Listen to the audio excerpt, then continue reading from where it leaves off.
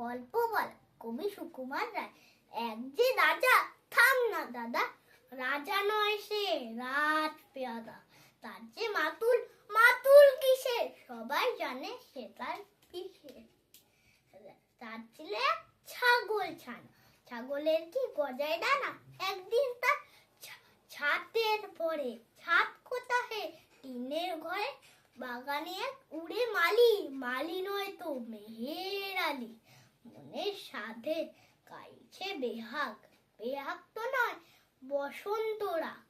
তাও না গেছে গেছি, আচ্ছা বলো চুপ করেছি।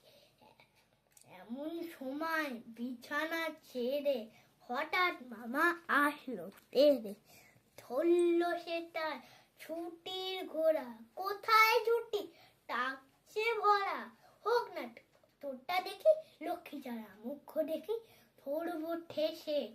টুটির পরে পিটবো তোমার মুন্ডু ধরে। কথার ওপর কেবল কথা, এখন বাবু পালাও কথা।